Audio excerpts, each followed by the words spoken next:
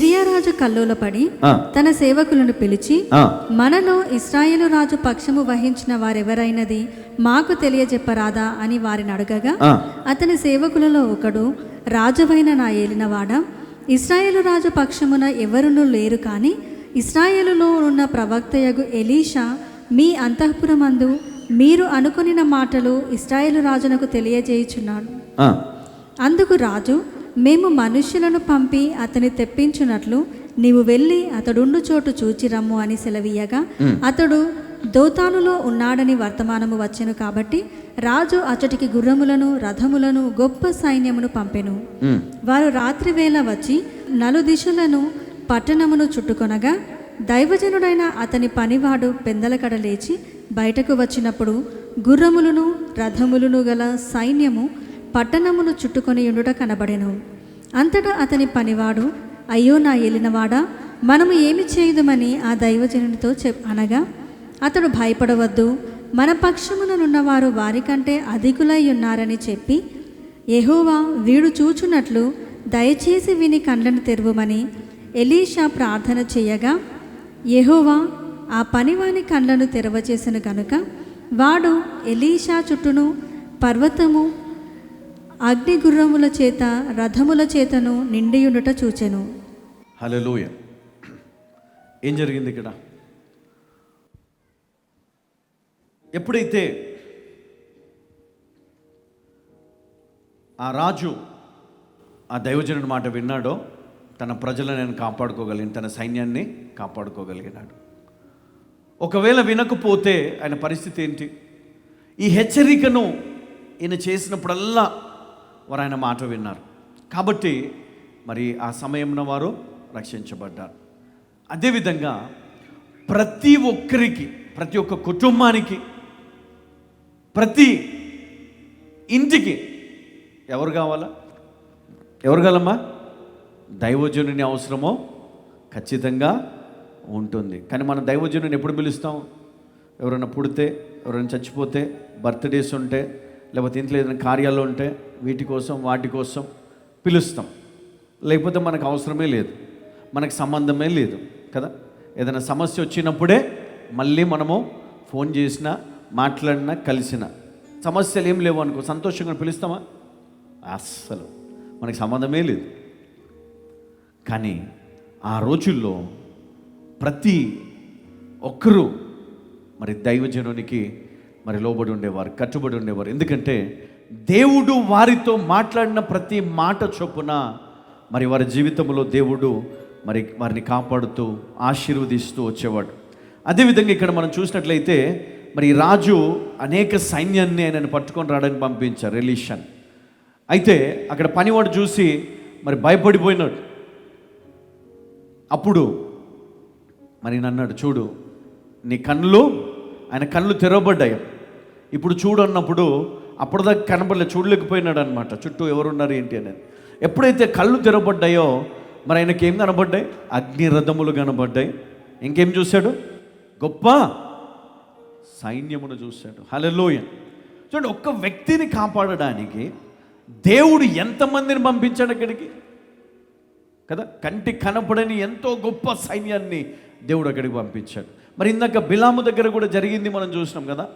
దేవుని ప్రజలను కాపాడడానికి, ఆశీర్వదించబడిన వారిని కాపాడడానికి దేవుడు తన దూతను పంపించాడు. అంటే ఈరోజు ఒకవేళ నీవు దేవునికి ఇష్టునిగా ఉంటే, ఒకవేళ నువ్వు దేవునికి ప్రియమైన వ్యక్తిగా ఉండి, నీవు దేవుని చేత ఆశీర్వదించబడిన కుటుంబంగా నువ్వు ఉంటే, ఖచ్చితంగా నీకు దైవజనుడు దేవుడు నీ కోసం ఏర్పాటు చేస్తాడు. హల్లెలూయా. మనం ఏం చేస్తామంటే, మన దైవజనుడి మాట మనం వినంగానే మనమే ఏమైపోతాం మనం కదా. దేవుడు నాతో మాట్లాడాడు, దేవుడు నాకు చెప్పాడు. రాజు, ఈయనకు కూడా దర్శనాలు వస్తాయి, ఈయనకు కూడా దేవుడు చెప్తాడు. కానీ దైవజనుని మాటను ఎప్పుడైతే ఆయన విన్నాడో రక్షించబడ్డాడు. హల్లెలూయా, హల్లెలూయా, హల్లెలూయా. నేను ఎందుకు చెప్తున్నాను ఈ మాట అంటే, ప్రతి ఒక్కరూ, ప్రతి ఒక్క కుటుంబం దేవునికి లోబడి ఉండాలి. దేవుని మాటలను వారు ఎప్పుడు కూడా అలక్ష్యం చేయకూడదు. ఒకవేళ దేవుని మాటలు ఏవైనా గద్దింపు మీకు ఉన్నట్లయితే, హెచ్చరికలు మీకు వచ్చినాయంటే దాన్ని మీరు జాగ్రత్తగా రిసీవ్ చేసుకొని, అది దేని గురించి ఇవ్వబడినదో దాని గురించి ఆలోచన చేసి ఖచ్చితంగా జాగ్రత్తలు తీసుకున్నట్లయితే మీరు, మీ కుటుంబం రక్షించబడుతుంది. హల్లెలూయా. ఒకవేళ దానిని మనం నిర్లక్ష్యం చేస్తే దాని ద్వారా వచ్చు మరి అనేక నష్టాలకు మనము ఖచ్చితంగా సమాధానం చెప్పాల్సిన పరిస్థితి మనకు వస్తుంది. మరి ఈరోజు నేను సంఘానికి నేను ఇచ్చే మాట ఏంటంటే, బిలామును చూడండి, అక్కడ రాజును చూడండి, మరి ఇక్కడ సిరియా రాజును చూడండి, మోయాబీల రాజును చూడండి, సిరియా రాజును చూడండి. ఒకరేమో దేవుని నుండి వచ్చే ఆ యొక్క వర్తమానాలు ఏదైతే ఉన్నాయో, ఆ యొక్క రాజ్యానికి, రాజుకు ఏదైతే సూచనలు, హెచ్చరికలు ఇస్తున్నాడో, మరి ఆ వ్యక్తిని తప్పించాలని చూశారు, కానీ దేవుడు అతనికి తోడుగా ఉన్నాడు. ఇంకొక రాజ్యమో ఏ దేశాన్ని అయితే జయించలేకపోతున్నారు, ఏ రాజ్యాన్ని అయితే జయించలేకపోతున్నారు, ఆ రాజ్యాన్ని శపించడానికి మరి దైవజనుడు అవసరం వచ్చింది. అయితే మనం ఈరోజు ఎలాంటి పరిస్థితిలో ఉన్నాం? మన సమస్యలను మనము జయించడానికి మనము దైవజనుడిని ఆశ్రయిస్తున్నామా? మన సమస్యల నుండి బయటికి రావడానికి మనం సంఘానికి వెళ్తున్నామా? లేక దేవుడు మనకిచ్చే ఆ మాటలను బట్టి మనం సరి చేసుకొని, ఆ హెచ్చరికలను బట్టి మనం సరి చేసుకొని మనము రక్షించబడదామా? ఏ విధంగా ఉందాం? ఈరోజు మనం ఆలోచన చేయాలి.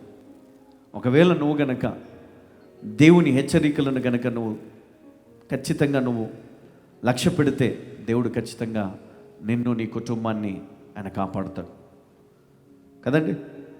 ఎవరు పంపాడు దేవుడు? చెప్పండి. ఆయన దూతను పంపాడు.